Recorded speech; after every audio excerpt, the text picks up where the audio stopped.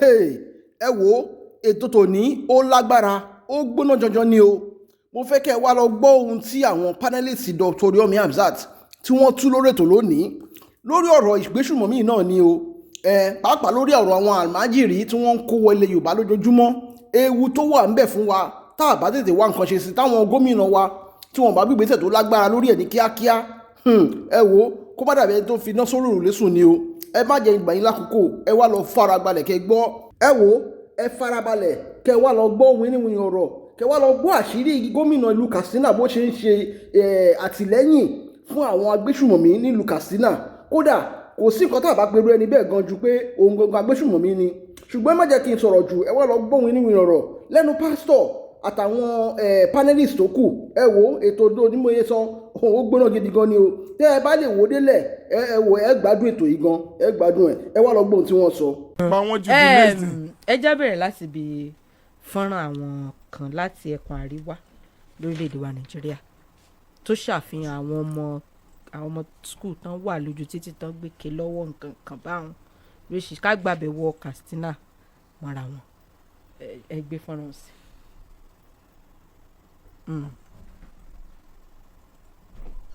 Bàtí.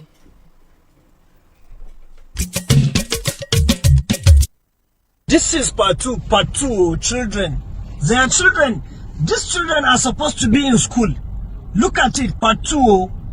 Children that are supposed to be in school. This is Kano. Children, ladies, female children, young children, below the age of 10 years. Some of them are 3, 4 years. Na rantse da Allah, duk wanda yake da hannu a cikin wannan masifar da aka jefa yaran nan a ciki, shi da iyalansa da danginsa ba su taɓa jin daɗi. Duniya da lahira, Allah ya isa. Look at it, children. This is a children. The other one was part 1, that is for women. This is for children. Children that are supposed to be in school. Today is Friday. All our children are in school. Look at it. See children, they are even fighting. Look at it. They are even fighting. They are fighting. Because no one to take care of them. No one. Northerners, you should stop giving birth to a number of children that you cannot cater for them. Stop this rubbish. Prophet Muhammad sallallahu alaihi wasallam can never be proud of such kind of what? Mutanen da kuke haifa, cewa ya ku haifi yaran da za ku iya kula da su. Yes, look at children. Abin tausayi. Look at this. Tsakani da Allah. Look at this. Kalli wannan yara ne, 'yan mata ga su. Gashi, look at it.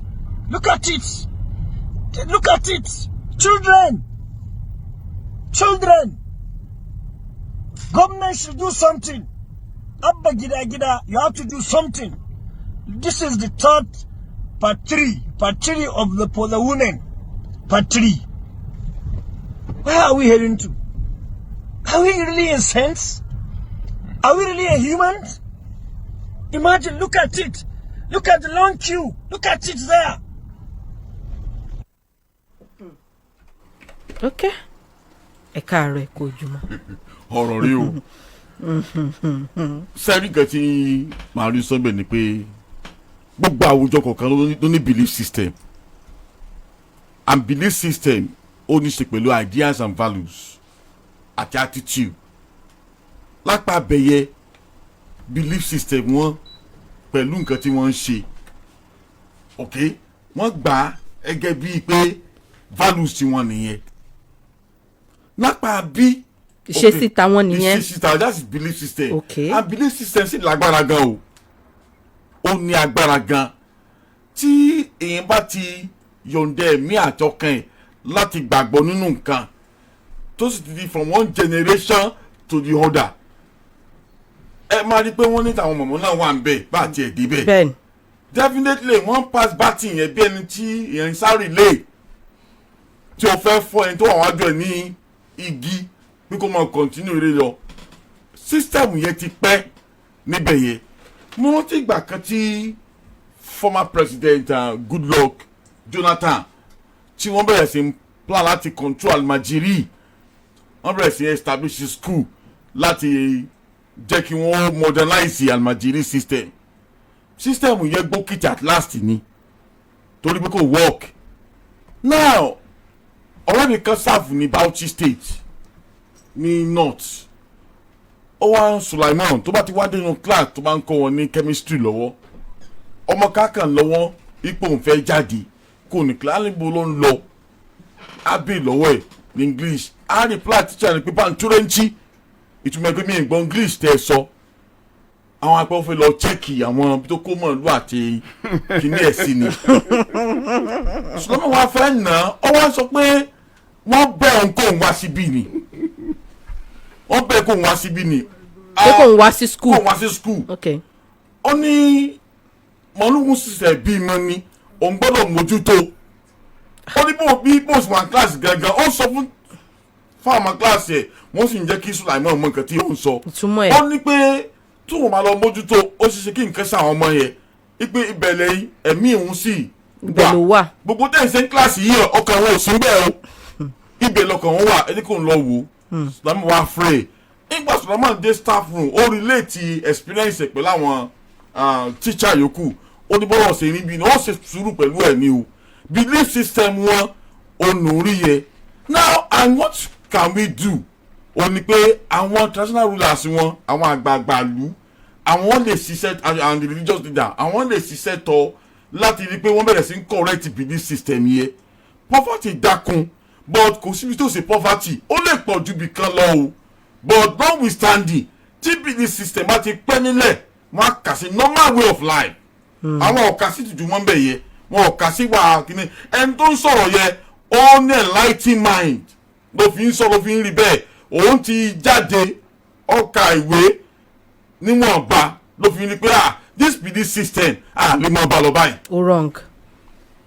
ní mi ìmọ̀ ìrántí yíyá yẹn mọ́ but dáyà ìyàwó mi ló lọ sí wọ́n gbé lọ fún official assignment ní Kotangora area ó nígbà tí wọ́n ṣe exam student wọ́n ń ṣàlàyé fún wọn pé you write your name ó náà ṣàrí pé wọ́n ń wò ó ní principal wa wò lọ́kàn principal wa jẹ́ ọmọ Ògbómọ̀ṣọ́ bọ̀ ibẹ̀ wọ́n bí wọn sí wọ́n ti ọgán ti di ibẹ̀ ó náà wọ́n sọ pé madam gbogbo nǹkan tẹ́ ń sọ yìí wọ́n gbọ́ ó lọ níbọ̀ wọ́n fẹ́ kọ English paper wọ́n dẹ̀ gbọ́ kí ni wọ́n wá kọ́ lọ nọ́ọ̀tì lẹ́wà yìí o kì í sọ̀dọ̀ wa lẹ́wà o ọ̀rọ̀ yẹn lọ bẹ́ẹ̀ yẹn ó dà pé ní ọ̀yẹn àwọn ò encourage education fún ọmọ níjọ́ Friday láàárọ̀ gbogbo ẹ wo bí tí wọ́n jókòó sí mọ́rọ̀ lẹ́sìn pé lẹ́sẹ̀ títì àwọn mọ̀mọ́ wọn náà wà lẹ́yìn táwọn náà yọ bí gbá lọ́wọ́ láìsí pé sàrà táwọn yọ gbá lọ́wọ́ now mo wá like ẹni tó ń sọ̀rọ̀ ó fi hàn pé kì í ṣe gbogbo north wọ́n lè kéré ó lè ṣe 1% ló like western education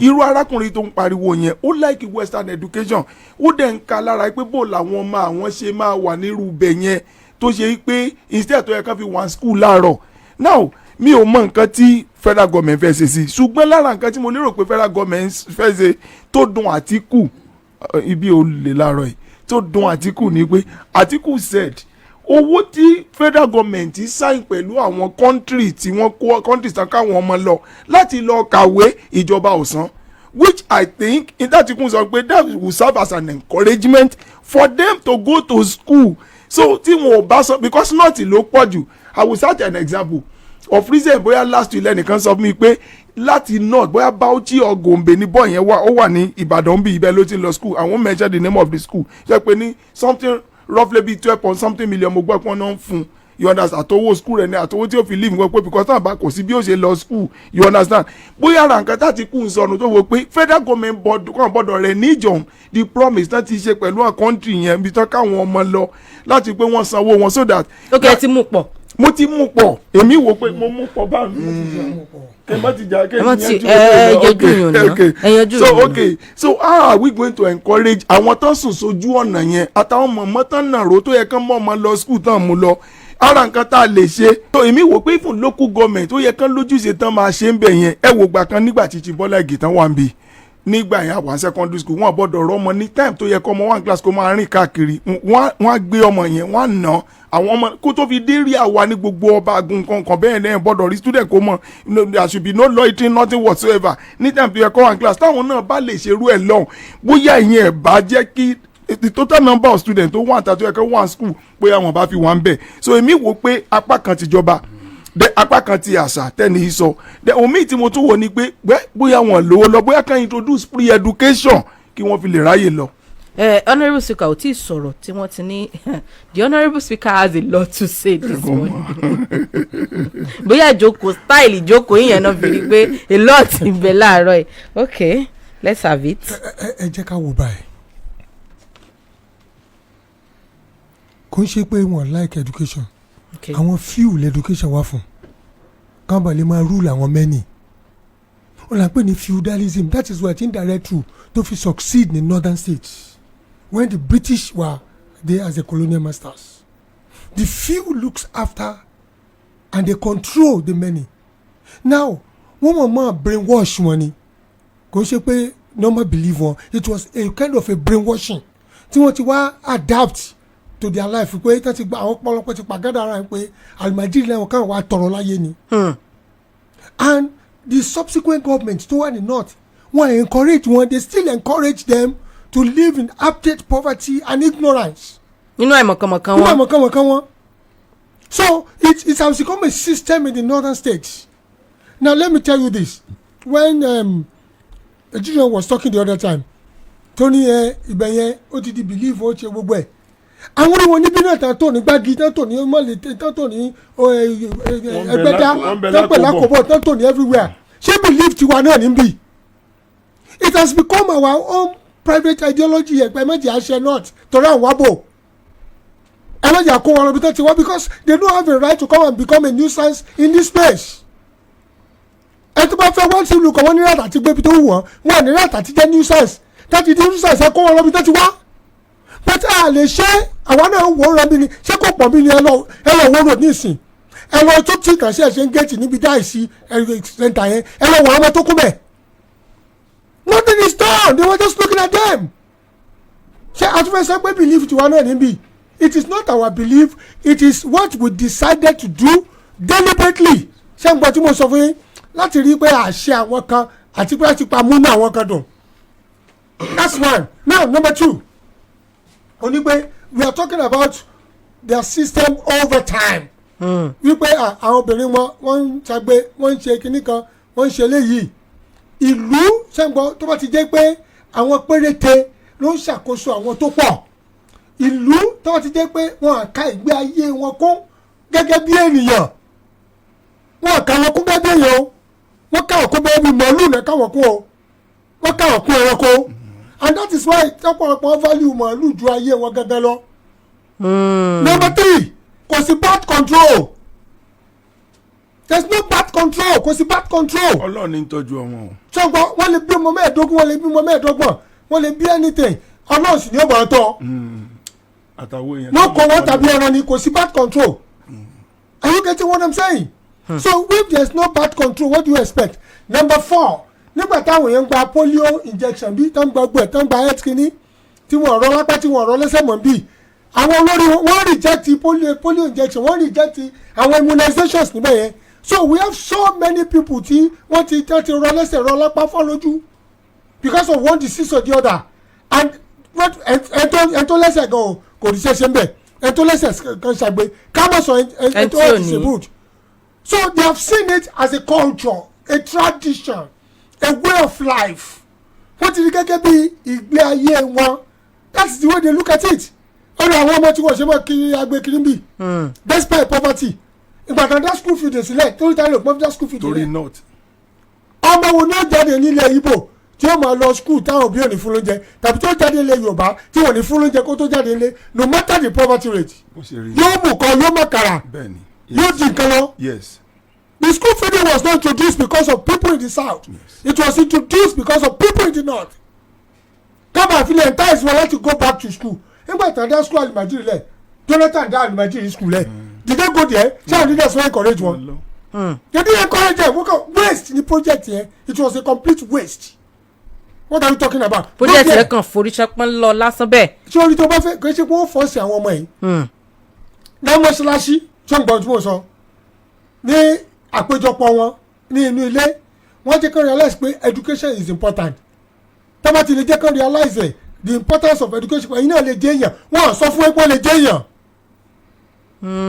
wọ́n á sọ fún ẹ pé gbogbo ẹ̀tẹ́ níta wọ́n á sọ fún ẹ pé ó lè jẹ́ èèyàn nítorí sọ fún ẹ ní pé ẹ̀ sin àwọn èèyàn kan ni ẹ̀ ṣe ránkà dédé fáwọn èèyàn kan ni ìgbé ayé tẹ wáyé yìí ìgbé ayé ẹrú lẹ wá.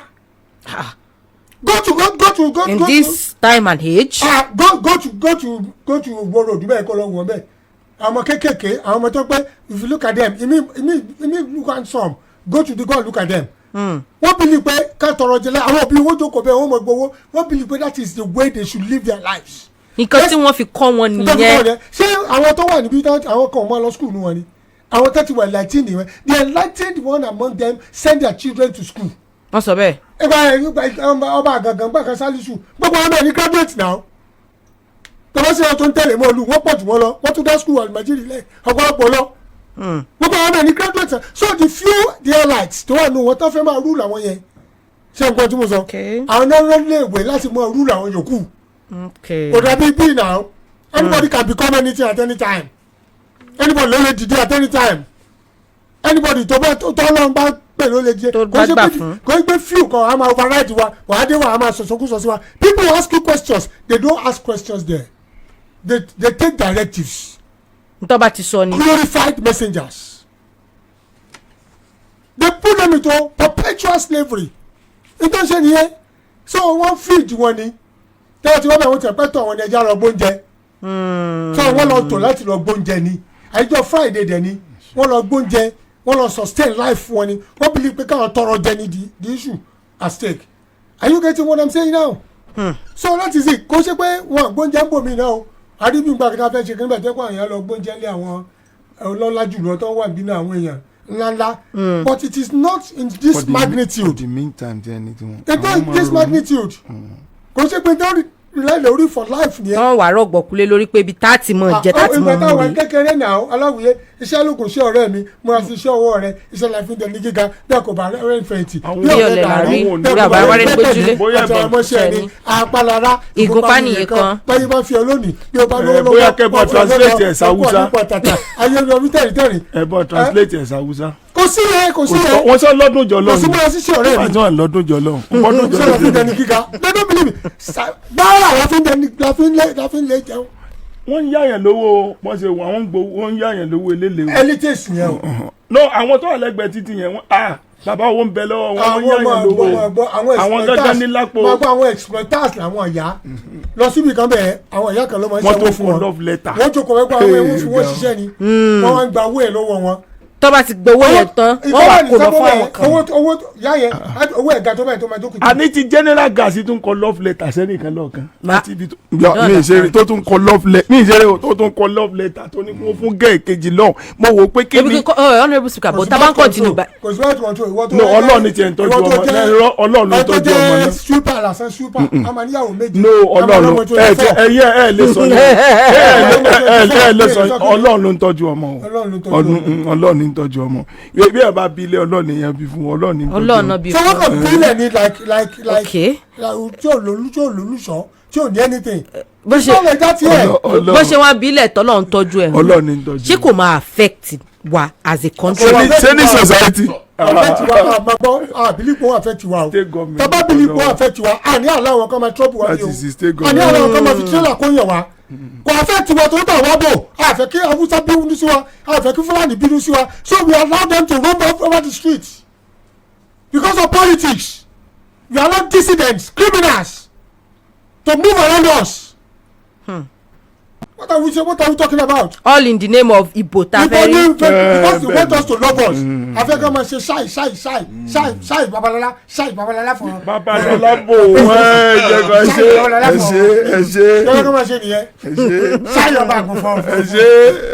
My friend's dad had 76 children. Sunny problem. With 8 wives. No. Ẹnìkan náà ti dá olóògùn. Olúwa o. It's not religion. because Islamic religion did not allow you to have more than 4 wives. 4 wives. And even 4 wives ẹ̀ka kò ṣe dandan kó ní 4 wives ètò ọba lè tọ́jú wọn. tó ní kápá. That is what Islamic teaching say.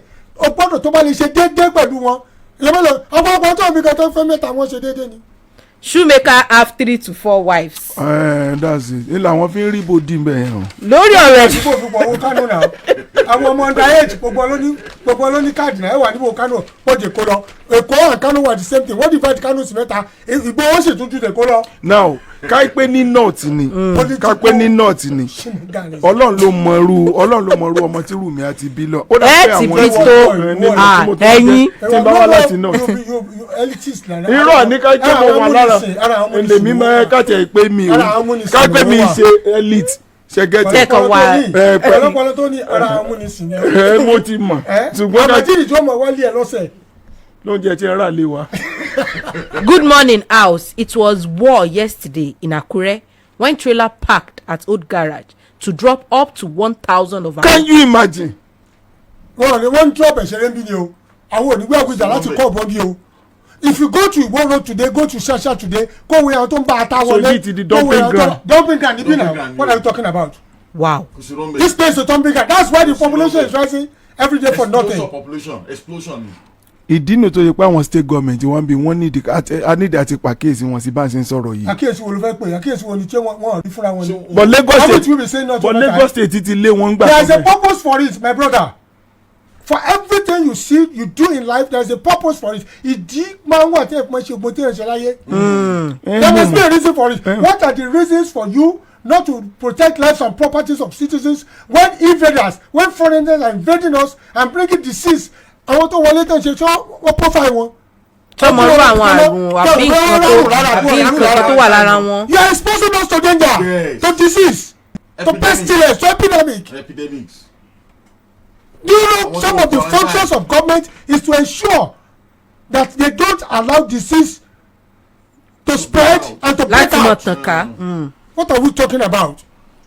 Ẹ tí o bá mọṣẹ́ ẹja sọ fún bóyá ọmọṣẹ́ wọn tàbí ẹ tí o ṣe tó ẹja sọ fún wọn ṣe tó tàbí ẹ tí o bá ṣe dáadáa ẹja ni wọn ṣe dáadáa tàbí ẹ tí o bá mọ tí o ṣe ẹja sọ fún kò mọ tí o ṣe orí classifications mi lẹ́yìn. Boss ẹ dúró ọ̀rọ̀ tí Ọmọlolú sọ lẹ́ẹ̀kan nígbà tó sọ wípé ẹnì yẹn jáde lọ tó ní pé ó màlúù ṣe rí ká pé àwọn leaders wọn àtàwọn orúwọ̀n teacher yẹn bá lè sọ wọn pé that you are in school kò stop business náà kàn jẹ́ kó rí i pé business tó ń ṣe náà da school tó dẹ̀ wà torí ọjọ́ iwájú wọn mọ ràn ra wọn lọ́wọ́ tó bá sọ fún un tóyè yẹn bá yé bóyá wọn bá ti ṣe irú ẹ̀. ṣebí ẹni sọ pé kí wọ́n integrate lè ń sọ yìí.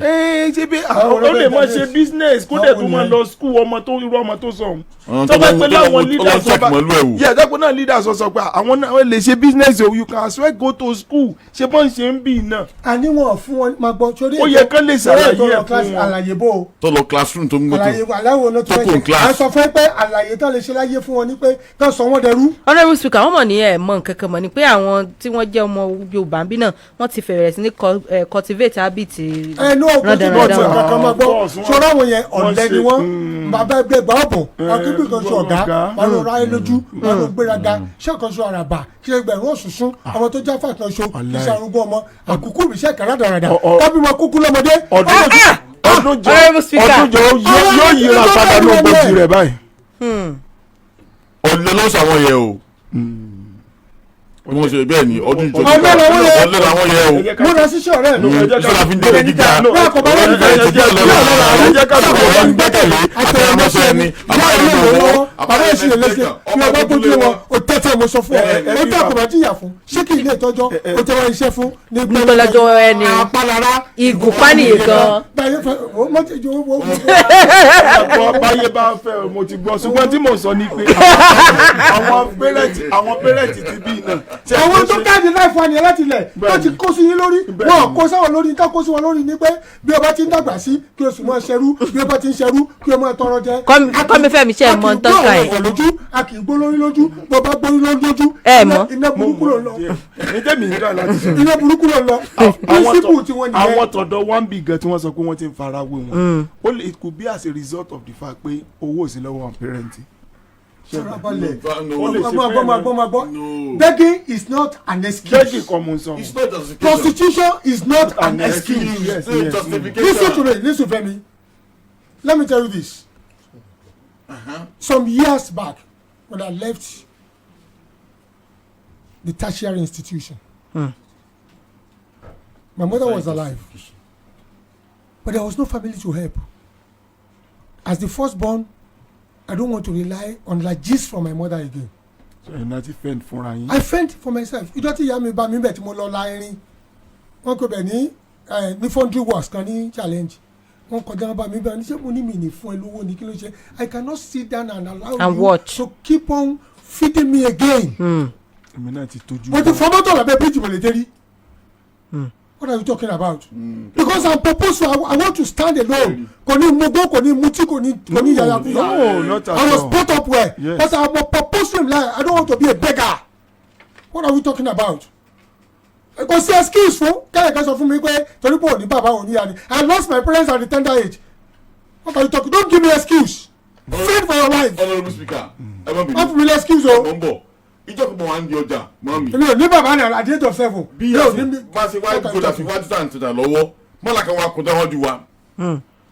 Ìkẹtí bàbá Speaker mo fẹ́ collaborate ẹ̀. Àṣìbó ṣe ń wò mí, àṣọwọ́pá mi ọ̀tún yẹ. Honestly speaking, ebi tí tó kù sí mo ń. Ṣé bá pọ̀ tó ẹ lórí ìpọ́nlọ́ rẹ̀? Ṣé ìwọ lọ tọrọ agbé ni? Àtọ̀, ọwọ́ àwọn ọmọ nǹkan tó sọ ni. Ṣé wọn náà gbà pé ó gbàjẹ́ kékeré? Ìyá ni ó polio. ìlé sọ o. Wọ́n fún mọ́mí. Ọwọ́ sọ sí mi pé kí mi máa bọ̀, mo ní wá sí máa ṣe kí ni. Ó ló sì gbìyànjú apá tèmi ni. Ó kì í n ká lọ kó fún mi lábọ́. Honestly speaking, Èjì wo lọ wà ń wà yẹn? there I was in primary 5. Okay, ó wà ní school. Mo wà ní sọ́ọ̀bù Mo mọ́ fẹ́ mi. kọ́ kúrò ní school, ó kọ́kọ́ àmọ́ má bọ̀ Ó ní mo wá mi kò yé mi. Tó bó ṣe kọ́kọ́ ń sọ̀rọ̀ kò yé mi. Torí ó ń fèdè wọn sọ̀rọ̀. Nígbà mo wá píkì pé ó wá na bọ́ọ̀ kejì tó mú lọ́wọ́. Wàhálà àwọn ra bọ́ fún mi. Mo wá wọ́ndà bí inú ṣe bí mi nìyẹn. Ìjọ ẹ̀ mo ṣépè fún ìjọ yẹn. I was in school. Mo lè tó ṣépè fún because ideology ẹ kò gbà because we are brought up well pé kó lọ kàwé ni. Bẹ́ẹ̀ni. Aláwọ̀ tí ò lápá tí ò ní kankan bí ìtàn kàwé náà. Ọ̀yẹ́ tí ò lójú tó ń kàwé bí náà. Kí ló tọ̀rọ̀ mọ́ ẹgbẹ́ because disability is not pé Inability. It's not inability. But àwọn ti believe Àwọn ti gbàgbọ́ kí tó ń gbàgbọ́ ní ẹ̀ náà. Àwọn kan tó lead ti la sọ. There is ability in disability. Àwọn olórí wọn dẹ̀ ni wọn jẹ́ kán gbà. Àwọn lọ ń gbà lábúròdù wọn gbà fọmọ wọn. Wọ́n inoculate wọn o. Ọ̀nà pé ní inoculation. That is immunization. Wọ́n inoculate wọ́n ṣe gbogbo ẹ̀ but àwọn eléyìí wọ́n máa sọ fún ẹ ká má gbà káwọn wà lè pọnú wọn. Káwọn ṣe lè pọ̀. Káwọn lè tọrọ jẹ́ balẹ̀ kó lè control wọn anyhow. Oh God. Kọ́mẹ́dọ̀ Fẹ́mi, Kọ́mẹ́dọ̀ Ọmọlólú. Mo ń jẹ́ o. Lórí ọ̀rọ̀ àwọn bíi 1,600 young Nigerians tí wọ́n ń kàwé nílé òkèèrè under the bilateral education agreement wọ́n ní wọ́n wà stranded. Àtìkù wa sọ̀rọ̀ ó ní kí ìjọba àpapọ̀ kí wọ́n dìde ìrànwọ́ fún àwọn ọmọ yìí pé wọ́n ti wà stranded sí ibi tí àwọn orílẹ̀-èdè tí wọ́n wà káàkiri. To start with àgbékalẹ̀ ètò ìgànbó ló ṣe bẹ̀rẹ̀ under government wo kí ni wọ́n rò débẹ̀ kí àwọn nǹkan bẹ́ẹ̀ yẹn ni ẹja bẹ̀rẹ̀ láti bẹ̀.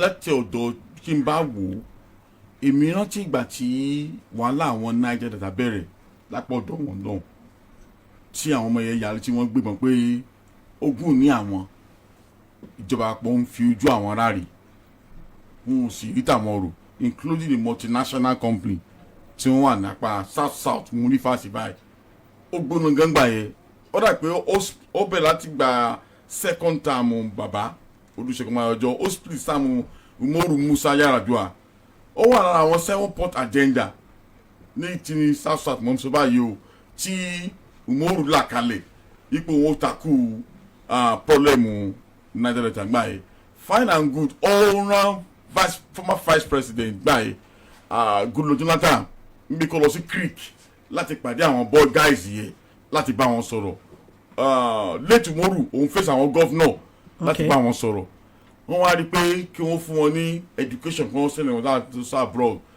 ìgbà tí wọ́n discuss yẹn gbà yẹ I consider it as capital flight níwòye tèmi kí ni wọ́n wá lọ sí ilẹ̀ òkèèrè lọ kàwé fún definitely ẹ ti agree pé education bá ti fail ẹ ti kùnà níbí mo tẹ́ àgbà kùnà kò sí nǹkan tí ìrìn ibi tí gọ́ọ̀mẹ̀ntì kọ́ńtò fi dé gbogbo wọ́ọ̀lù tẹ́ mọ̀ lọ sẹ́nà lọ sí abroad lọ kàwé ńbẹ̀ tẹ́ ẹ bá ń ṣe bẹ́ẹ̀ the same ó túmọ̀ sí wípé ẹ̀yìn encourage criminality àwọn mìíràn tó take up arms again láti pé jẹ́ tó bá pay àwọn eléyìí kẹ́ àwọn eléyìí lọ àwa náà lè follow suit láti máa dáràn ó fẹ́ náà pé ìwà ọ̀daràn fẹ́ pé ẹni tó bá dáràn rẹ̀ rí náà rí ẹni tó bá ń fòró òlu òun lẹ́nu lọ sí abroad lọ kàwé àwọn tá a jẹ́ tuntun tá a fòró òlu òkè ẹ̀rọ wọn lọ abroad that the point that the kid agreement tí wọ́n strike pẹ̀lú àwọn tí wọ́n ń kó lọ àti school lọ́hùn torí mo rántí again the current governor of Imo State Hope Uzodinma òun náà train àwọn kan some time ago over 4,000 youths to train wọn igbo train wọn tán I was shocked pé ìgbà tó empower wọn tán ọwọ́ bẹ̀rẹ̀ sí plan visa fún wọn láti kó wọn lọ Europe láti lọ ṣiṣẹ́ now Punch editorial wa kọ pé if you can train them and you cannot empower them here láti mọ iṣẹ́ ṣe definitely òun encourage japa syndrome lẹ́yìn promote yẹ now ọwọ́ àjọ nǹkan ọwọ́ stranded number one ni pé ó ṣeé ṣe mi ìsọkún rí bẹ́ẹ̀ o kí àwọn kan ti máa gba owó tí wọn ò lò fún nǹkan tí wọ́n owó àwọn education àwọn ọmọ rẹ̀ fọ́ǹdì wọn kọ́ mọ́ tẹ̀ wọ́n lọ́wọ́ torí pé corruption máa wọ every system in Nigeria ẹ mọ̀ ìjẹ̀ka tara wa àwọn tó wà ní gbọ̀nù yẹ tí wọ́n fi síbẹ̀ pé ẹ sẹ́ǹdì owó síbẹ̀ nìkan la gbọ́ tí ó ń sanwó school lẹ̀ advance fún wọn tó mọ̀ tí kò ní school former governor kan ìṣúná Kogi. nígbà western region gan. nǹkan tí mo fẹ́ sọ náà nìyẹn pé as far back as years àwọn bàbá olóyèlé Kalabi nǹkan kan wọ́n ní ọmọ ràn àwọn lọ sáàbọ̀d láti lọ kàwé. so wọ́n ti ń ṣe yẹn ti pẹ́ scholarship wọ́n ń ṣe yẹn good which I think is alright. number two ẹnìkan àwọn méjì kan wà tó ṣe pé no ẹnìkan àwọn èèyàn ṣe bẹ́ẹ̀ gba tiẹ̀ gọ́vnà yẹn ní south but ìgbà tó ń sọ̀rọ̀ ìgbà táwọn tó dẹ̀ jáde tó wọ́n jáde ọ̀nà kìíní pé kán fi sọ̀rọ̀ lórí ọ̀rọ̀ tí gọ́vnà ṣe fáwọn that is alaye mesi of blessed memory òun náà rán yẹn lọ abroad ó rán àwọn student lọ PhD student masters látọ̀dọ̀ wọn bẹ̀rẹ̀ tí wọ́n lọ kàwé labroad nǹkan tó máa ń sábà ṣe ní north náà nìyẹn wọ́n máa rán wọn jáde kí wọ́n lọ kàwé náà àwọn tó jẹ́ elite wọn but point mi ni pé ó yẹ kí gómìnà tètè sanwó ó lè mọ̀ ṣe administration yìí ló rán wọn lọ ó lè ṣe pé administration under Buhari ni ọ̀rọ̀ yìí ti bẹ̀rẹ̀ torí majorly àwọn north ló pọ̀ jù that's why tactical fi react bẹ́ẹ̀ yẹn kò sí tó ní kí ìjọba máa san wọn but tí tèmi sọ ni pé tíjọba bá wá rí i pé apá kún àwọn there are a lot of universities in Nigeria kan wá continue ìwé wọn bẹ̀ ìyẹn ò mean wípé at least certificate is certificate tó bá mọ̀ yìí pé ọwọ́ kún wọn kán mọ̀ fi lè abandon wọn síbẹ̀ yẹn that's my own position but it is not under compulsion ṣe pé ní south west ń bì kò máa wà èyí tí ìrìbí state governor kan tó jáde tó sọ pé àwọn ọmọ báyìí ló rán lọ sábúrò láti lọ àwa ìṣe ní west ń bì but ó dà pé ní south àti ní north àwọn ọmọ ìṣègùn láti fi encourage wọn so in that case tí gọ́ọ̀mẹ̀ bá ti rí i pé apá kún àwọn ò lè ṣe kíní ẹ̀ o kò sí tó bá dùnú pé kán dá wọn padà wálé láti wá continue education wọn bí. ṣẹ́rí various governments àwọn máa ń send àwọn ọmọ fún specialized courses tó wẹ̀ wúlò fún wọn both the federal and the state governments láti empower wọn and láti lè pè wọ́n padà wálé. Japan did it for a period of around 25 or 20 years they send àwọn èèyàn lọ sí different countries they now recall them back and that was what we see today in Japan nǹkan tó ń ṣẹlẹ̀ lónìí. So now let me tell you this categorically charity àwọn militant tí o kọ́kọ́ sọ conspiracy one government gan tí ò yá wàtá wà ń ta. Number one ni pé ipe tán kọ́ sọ pé ẹja kó rán wọn ní ká rán wọn lọ abroad ká lọ ṣe wọ́n fẹ́ kó wọn kan lẹ̀ kí ìjàngbọ̀n kò lẹ̀ nígbà bá kó wọn kò lé tá a rán wọn lọ ìjàngbọ̀n kò lẹ̀. It's like wọ́n tì wọ́n jáde ipe so n tó ń rùn lẹ̀ ó tàn lẹ̀ ìkíní yẹn èkejì ni pé wọ́n fẹ́ empower vocational kìíní náà lọ fún skilled works náà rọ́pọ̀lọpọ̀ lọ fún pé kán lọ study iṣẹ́ ọwọ́ gidi náà rọ́pọ̀lọpọ̀ lọ fún. I mean, I was part of those who did a documentary on some of them. Some go for welding, some go for days. Wọ́n náà wọ́n lọ South Africa. Àwọn tó lọ kàwé nu wọ́n náà wà o, but mostly skilled acquisition láti wá ní ọmọdé wọn lè wúlò fúnra wọn kò sí pé wọn wà dependent ṣe understand which is not even a bad thing because they need to work out something but àwọn kan tó so mọ́ pọ̀ conspiracy pọ̀ gan nínú ẹ̀. Now let me talk about what that article is saying. Sherry, politicians will always look for a loophole to attack each other. We have not heard from the federal government. Ayé ìgbà tó yẹ pé ọ̀rọ̀ the issue of different UK nísìn policy wọn ti change lórí immigrants and to affect so many people. We have not heard from our consulate the steps they have taken to help some of these students. Ọ̀pọ̀lọpọ̀ ti were stranded because the policy has changed. Some immigration policies change gan to yẹ pé ó ti affect some of these students. Are you getting what I'm saying? But our government is so quiet and lackadaisical in some of the things that man say, and it's from the grassroots to the top. What was so lackadaisical? They don't care about Nigerian welfare. Kàmọ́ sọ àwọn tó wà Lagos rí welfare. Kàmọ́ sọ àwọn tó wà ní ìlú òkèrè. Káwọn diaspora. So and that is the way our government works. That's the way our leaders work. They don't really care at all. They are too slow to act until there is a crisis. Tí crisis bá dé nísìn náà máa sáré kiri wọ́n máa give excuse àwọn ọmọ tó lọ gbá bọ́ọ̀lù lásán wọ́n ò fún wọn ní kíní wọn náà òní náà ti máa ń kígbe pé wọ́n sọ bonus àwọn ni it's not today over the years náà ti máa ń pariwo ayé àwọn Kanu Wako ayé àwọn Olise ayé Samson Siasia ayé Rasheed Yekini gbogbo ọmọ ti máa ń kéde yẹn pé wọ́n sọ bonus àwọn so what are we talking about àwọn eléyìí náà today wọ́n sọ bonus wọn ṣé kò sí gọ́ọ̀mẹ̀ntì ni wọ́n á dé wọ́n ní central bank ṣé ẹ̀ ní ti plan ẹ̀ tẹ́lẹ̀ ní ti plan ẹ̀ but this bonus has to be paid kó ti wà lẹ̀ ẹ̀ wọ́n ní central bank workings ni that is the way Nigerian is so lackadaisical so insensitive to issues not only to our lives even to things that could make our lives so I'm not surprised. I think the government should do what is needful and come out with a policy statement nǹkan tó ṣẹlẹ̀ gangan and I thank the opposition also ẹ̀ta ní ká máa ṣẹlẹ̀ láti kígbe but tẹ́ bá ti kígbe tán ẹ̀ prefer solutions so that we may be able to move forward. Honourable Speaker, Kọ́mi Fẹ́mi, Kọ́mi Dọmọlúlú, secret letter. Ẹ̀ta àkọ́kọ́. Ó jáde ní Kastina lórí ọ̀rọ̀ àwọn bandit kan tí wọ́n ní wọ́n dálẹ̀ kí wọ́n gba òmìnira kí wọ́n máa lọ ìjọba níjọ are free to go.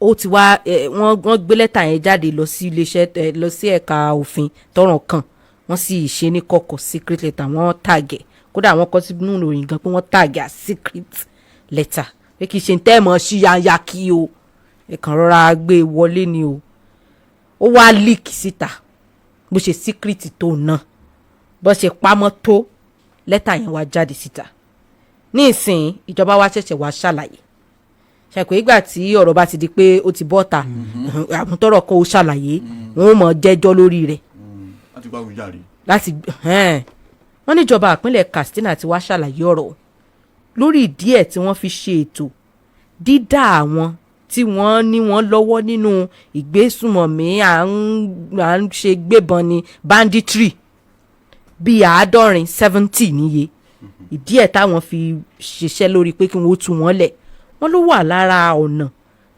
ètò àjókòsọ ọ̀rọ̀ àlàáfíà peace deal táwọn ní pẹ̀lú àwọn armed groups nípínlẹ̀ yẹn àwọn ti jọ sọ̀rọ̀ kọmíṣánná fún ọ̀rọ̀ ètò ààbò lábẹ́lé nípínlẹ̀ Kastina Nasir Muazu ló ṣàlàyé ọ̀rọ̀ yẹn pé ìgbésẹ̀ tíjọba gbé òun náà ní lára àwọn consolidate peace agreement táwọn ti jọ ní pẹ̀lú àwọn tọ́rọ̀ kan láwọn agbègbè kan bíi tí àwọn bandit lọ ṣọṣẹ́ pé àwọn agbègbè yìí bí àwọn agbègbè ìjọba àbílẹ̀ bíi 15 ni tọ́rọ̀ kan wọ́n jí àwọn èèyàn gbé ń bẹ̀ wọ́n jí wọn kó àwọn èèyàn bíi 1000 kan àwọn sì bá wọn oní ibi ti bí sọ̀rọ̀ ńgbà wọn ó sì parí ọ̀rọ̀ tán ẹ fún wa ní àwọn èèyàn wa náà fún yín láwọn èèyàn o.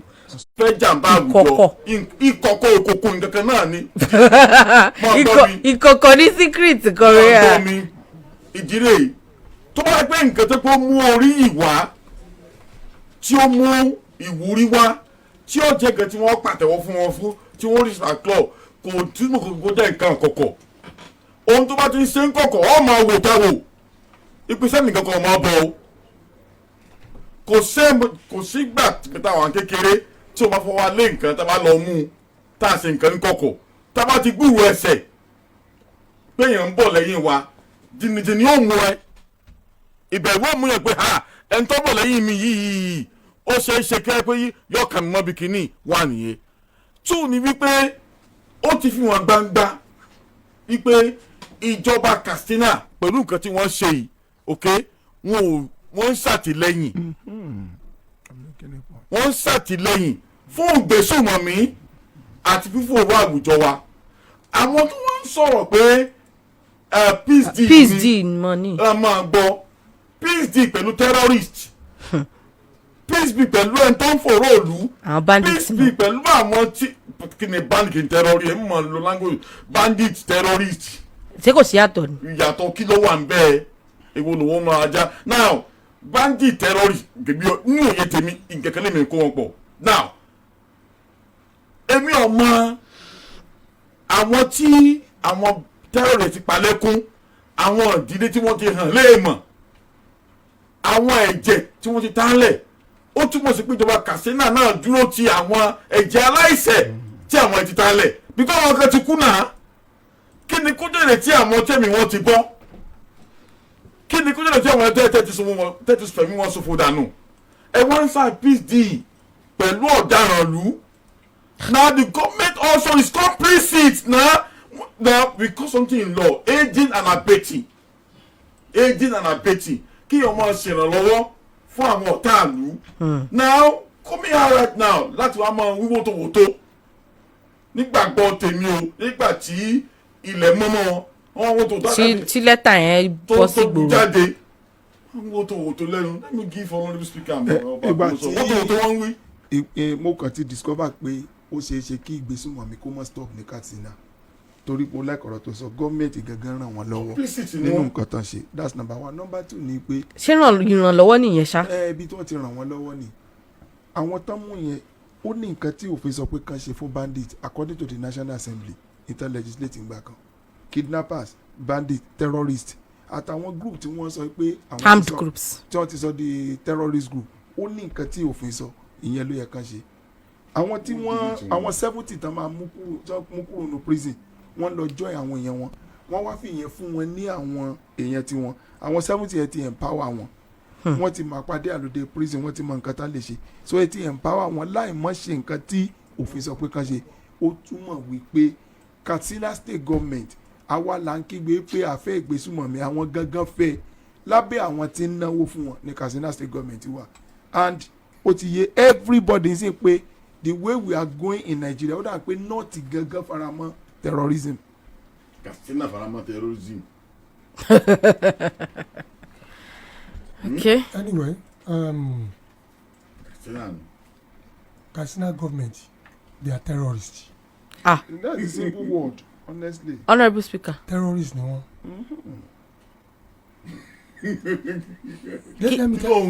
Kí ni ìtumọ̀ terrorist? Terrorists ni wọ́n, agbésùmọ̀mí ni wọ́n. Ìjọba kúnlẹ̀ Kastina ni. Ṣẹ́rí àwọn náà sponsor terrorism. They are the major sponsor of terrorism. Gbọ́ mi dáadáa. Wọ́n wá compare tó ń ṣẹlẹ̀ mọ́ war time wípé pé tí wọ́n ṣe lójú ogun ní pé prisoner swap máa ń wà bí Israeli ti ń ṣe pẹ̀lú Gaza máa gbọ́ sọkúsọ tán sọ. wótòwótò. ẹ̀rọ pígbà kan ni àwọn terrorists tán wọ aṣọ agbádá tí wọ́n fi ṣe tí wọ́n kí ni wọ́n múná tí ó gbébọn tí gómìnà dúró lẹ́gbẹ̀ẹ́. A terrorist stood with a gun with AK-47 gbé kọ́rùn gómìnà dẹ̀ dúró lẹ́gbẹ̀ẹ́ wọ́n dẹ̀ jọ ya fọ́tò pọ̀. Which means you know where these people are and you know them quite right. Why can't you go after them? Number 1 ni nǹkan 5 ni mo fẹ́ kà. Èkíní nínú ẹ̀ ní wípé terrorist níjọba. Ìjọba Katsina. Èkejì ó ní wípé ẹ̀rù àwọn terrorist ń bá wọn pé tí wọ́n bá lọ ṣìwàwù sí wọn ayé àwọn gan ò safe. Wọ́n ti rí pé they cannot contain them.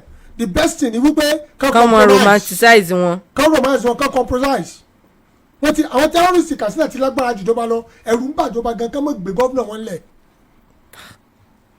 Ọmọ gbọ́ mi ẹlẹ́ẹ̀kẹta ó ní wípé kò sí ìdájọ́ òdodo bàbá àwọn tán ti pa ìyá àwọn tán ti pa where is justice for them.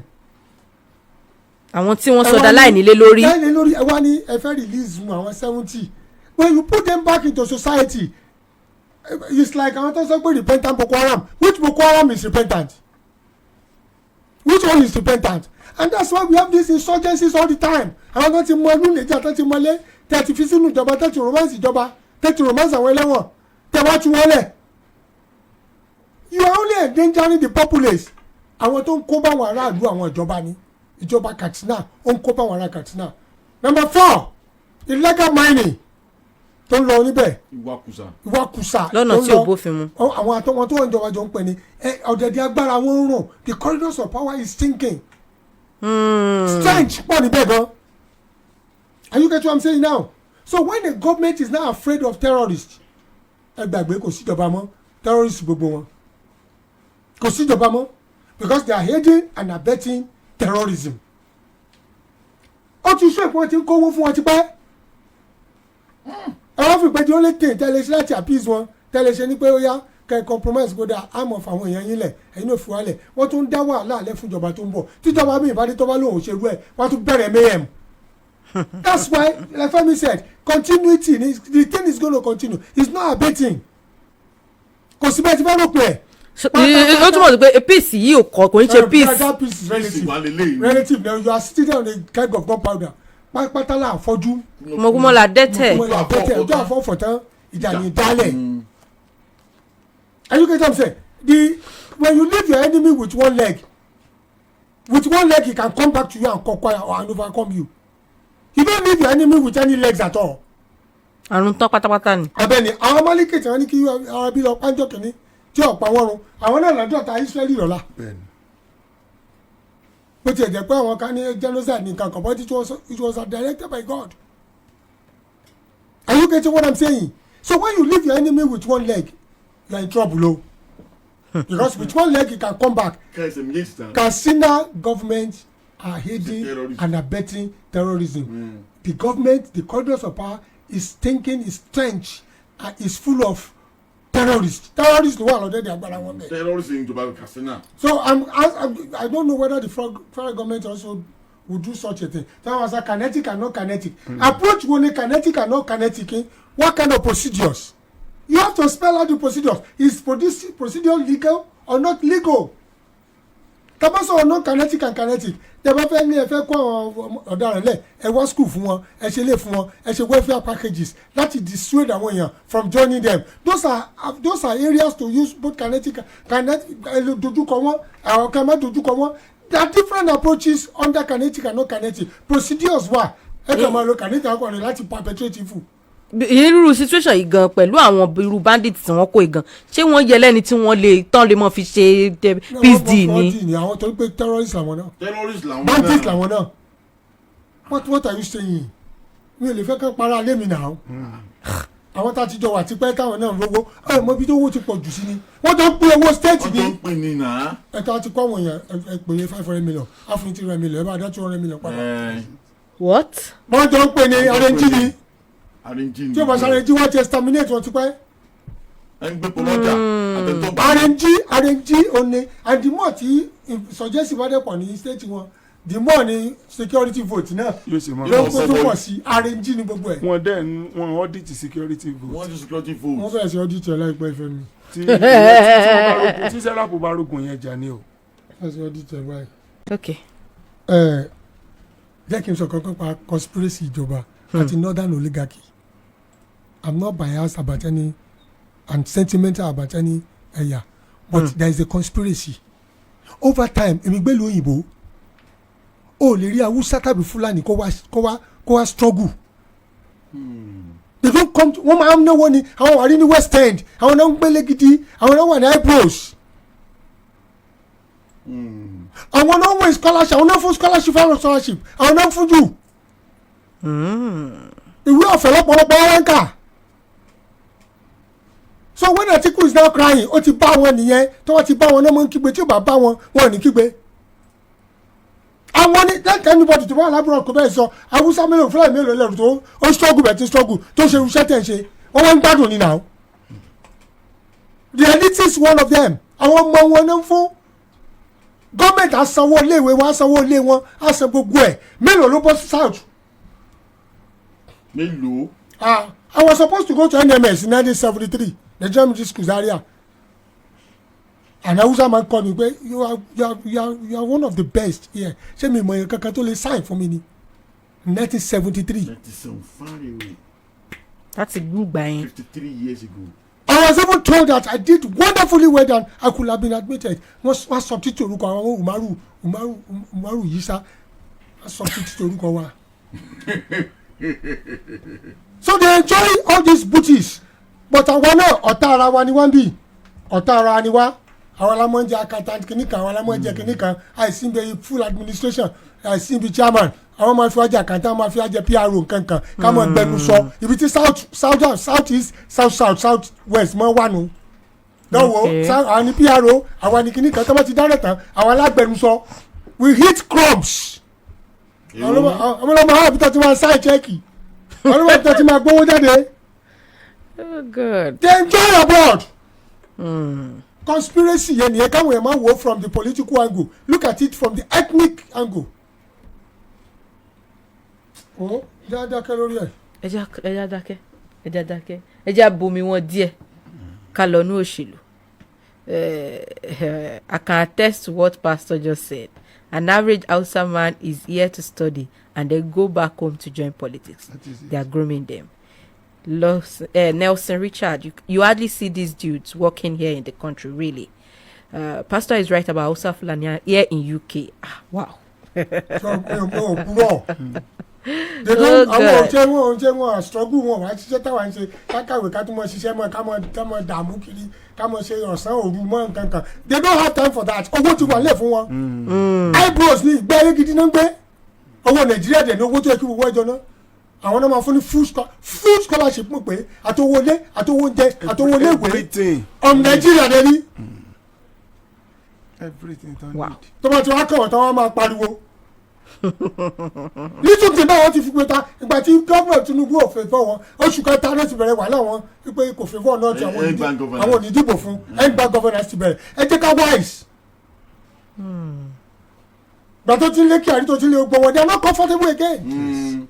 Punishment. Let's say what is right. Láwọn Farouk dànù. They are not comfortable àwọn nìkan náà ṣàyè fún Silence ni. loud.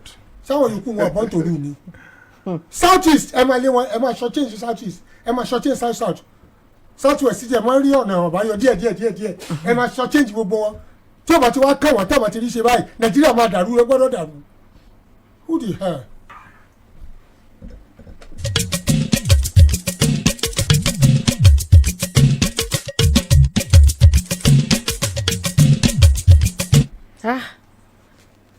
Àsìkò wa sì ti lọ. Tí o gbọ́ káwúsá gbé pẹ́kámì tàbí kó ọmọ Fúlàní mọ́ gbé aríngè tàbí kó gbé straightan tàbí kó gbé shortish. Ibi tó dùn náà. West side náà gbé what are you talking about? Ìkòròdú àti Ìkẹjà London ní fẹ́ kà mú báyìí.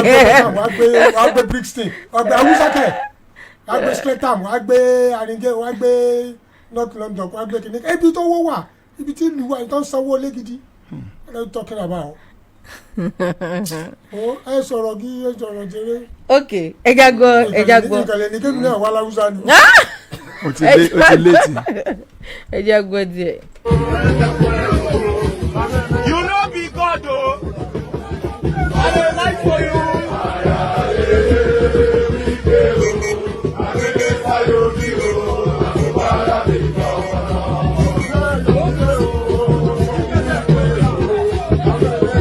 Wicked and lager. Wicked o, na minister you be o, na so bad be governor.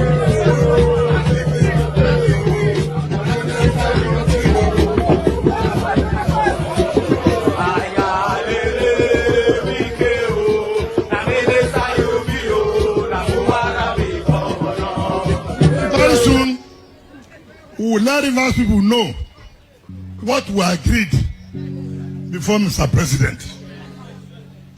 This agreement was not done anywhere before Mr. President.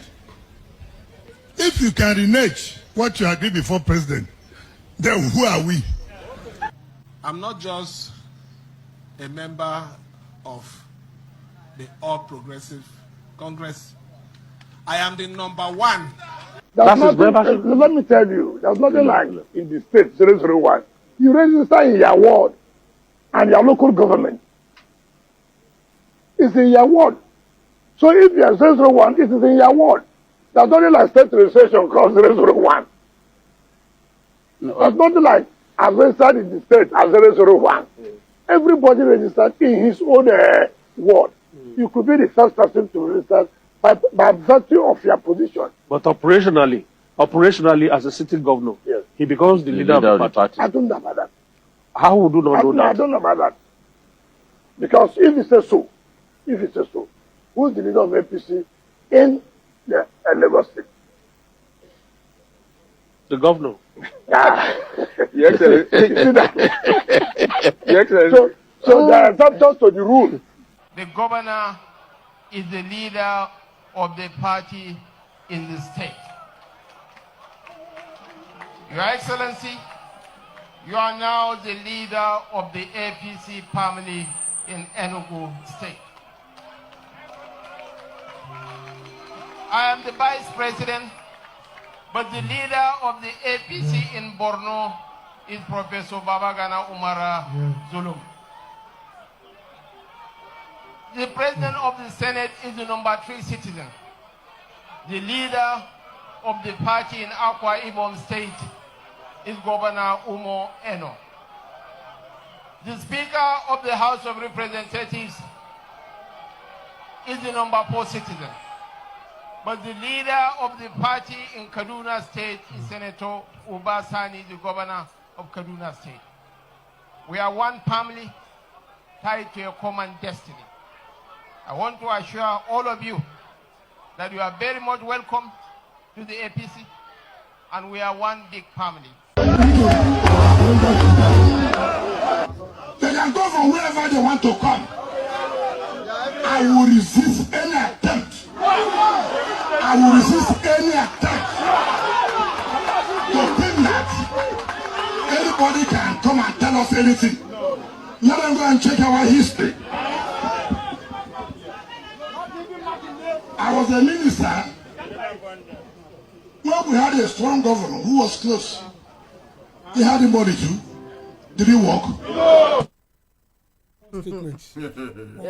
Honorable Sukati sọ̀rọ̀ one statement torí a tún gbé bọ́ọ̀lù wá lọ́la a fà balẹ̀ torí a ti gbọ́ tán o bí fíìmù ṣe bẹ̀rẹ̀ reply kọ̀ọ̀kan gbogbo bọ́ọ̀rọ̀ ṣe ń lọ yẹn ẹ mọ̀ pé conversation lágbára.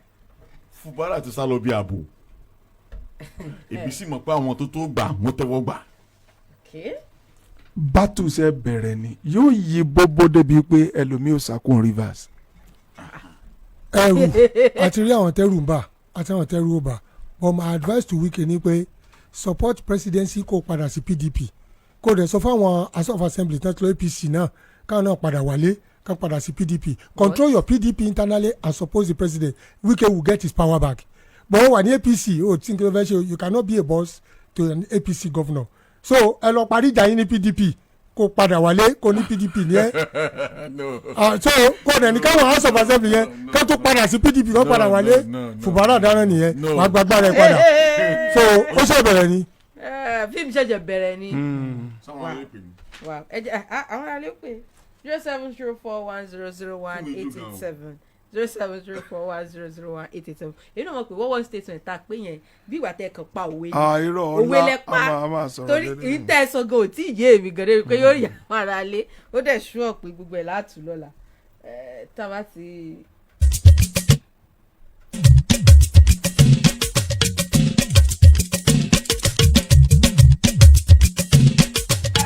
hello.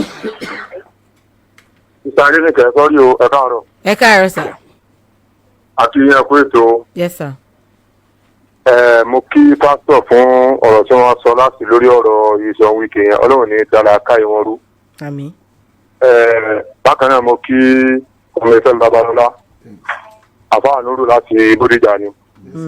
tẹ́rí ọ̀rọ̀ Rivers State ìtorí pé ó jẹ́ orílẹ̀-èdè wa ó ti ń ṣẹlẹ̀ ní àwa ní òfin sọ pé bóyá àgbà ti dẹ̀bí bẹ́ẹ̀ kọ́ àbá sọ pé àkókò náà mọ́ ń kánò ní dípò pápẹ́rì àlùbọ́sà ṣùgbọ́n tí Wike gẹ́gẹ́ tí ò bá fi ọgbọ́n ṣe ìrìn àjò ẹ níbi tó dé yẹn kọ́nà má jẹ́ kẹ́lẹ́rì aláàrẹ̀ àárọ̀ padà tẹ́lẹ̀ di alẹ́ o because inú ẹgbẹ́ apc tí ìmìlá tùbárà ti lọ yẹn ẹgbẹ́ tó wà ní tí ó ń kọ̀ǹtró orílẹ̀-èdè nàìjíríà níbẹ̀ ló wà ìgbà tó dẹ̀ ti lọ jọ́ yẹn ẹgbẹ́ yẹn bí wọ́n ṣe jẹ́ pé òun jẹ́ tí ó lẹ́nu lórílẹ̀-èdè yẹn àwọn kan náà ti ń bẹ nínú ẹgbẹ́ apc yẹn náà tó yẹ pé ọmọ lójú bàbá náà ni wọ́n so tí wọ́n bá ti lè tẹ ọ̀rọ̀ yẹn paru ní ìṣèjì presidential election fi wáyé tí kò dábàá fi lè padà bọ́ sí bàbá lọ́wọ́ nítorí kó sọ́ra o so ìyẹn bẹ́ẹ̀ lẹ́ẹ̀kejì lórí ọ̀rọ̀ on the 17 àti pásítọ̀ àti ọba àgùn àtẹni tí ọ̀yọ́ ń pè àti sista rẹ̀mọ adénìkẹ́ sọ̀rọ̀ ẹnìkẹ́kẹ́ òní sí ìdòkú ànífẹ́ tí ẹni tọ́jọ́ ń pè wọn bá ti bọ́ọ̀ta èmi kò sí gbòkẹ́ lómi tọ́ bá ti bọ́ọ̀ta ẹgbẹ́ kó fọkàn balẹ̀ kò séwu lóko ẹ kú ètò.